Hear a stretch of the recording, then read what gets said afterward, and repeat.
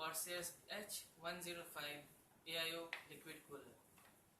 You may be saying that it's very old. It has been released in 2014 and it is now, and today it's 2016. So you will say that it's very old, you can't find this cooler. So we will talk about that afterwards.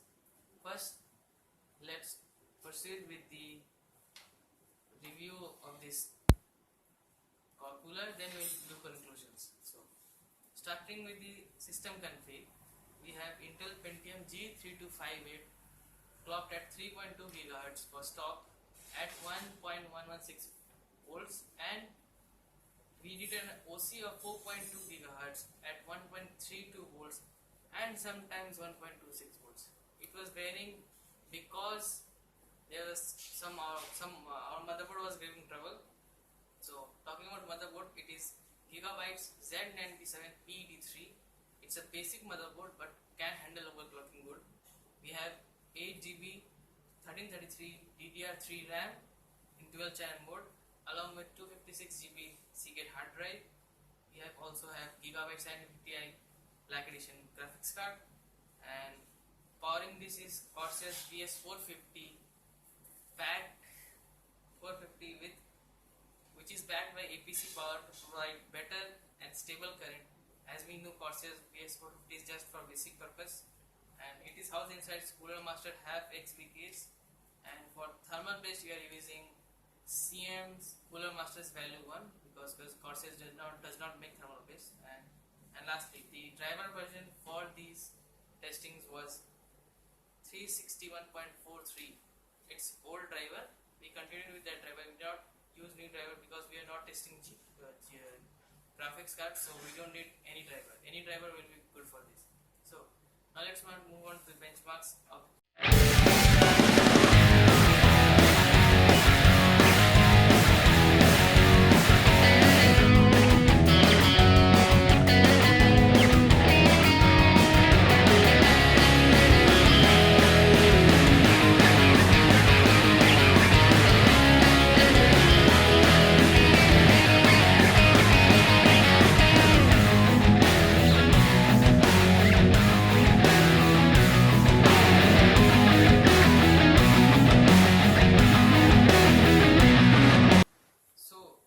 Benchmarks, we can conclude that the cooler does benefit the CPU, and you can see the most benefits when it's overclocked.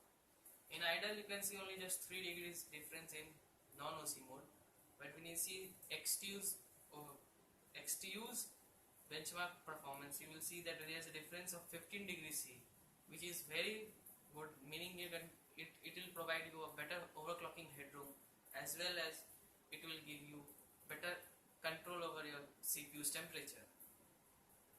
And the case is same everywhere in Cinebench Heaven, Cinebench R15 OpenGL test, or Cinebench CPU R15 series CPU test.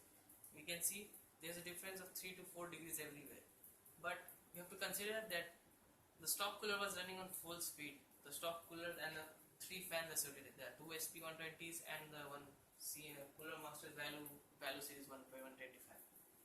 They were all running at full speed. M1 is running at full speed at all time because that motherboard header is 3 pin. So except that, the 2 SP120 fans and the stock cooler was running at full speed.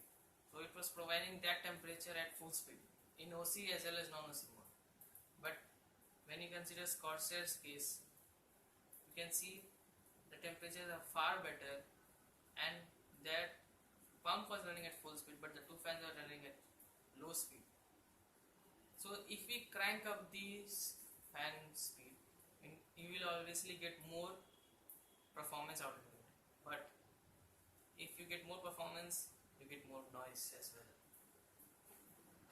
So you have to balance that in that case. But it's a very good cooler as well. I will tell you that. Now, we are going to conclude this review by saying that it's a very good cooler. You can buy this if you can find this, obviously. If you can, it's not available in the market right now. Frankly, it's not available. So, where do you find it? can find it in second hand components, Facebook page, something like that, or someone like Craigslist in Canada and maybe USA. You can find second hand. And if I consider India's case, let's suppose you find this cooler for around 4,000 to 5,000 rupees. It will outperform Corsair's H60 with a very high margin. So it will perform better than that.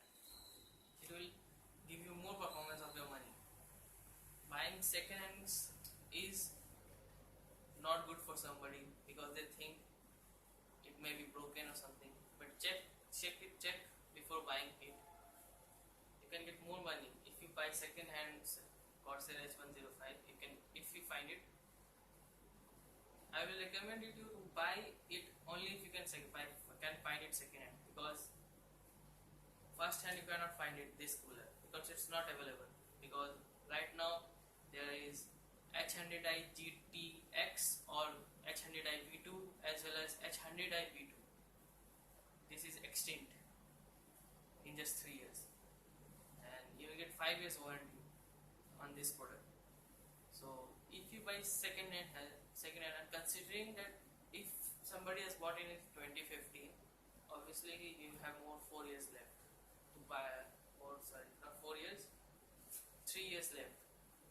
So our conclusion is that it's a very good cooler, but you can't find it now. You have to find it in second hand market or something like that. And this was our review video for the Corsair H105 cooler. And thank you guys. And like the video if you like it, dislike the video if you dislike it, leave a comment and do subscribe to the channel. And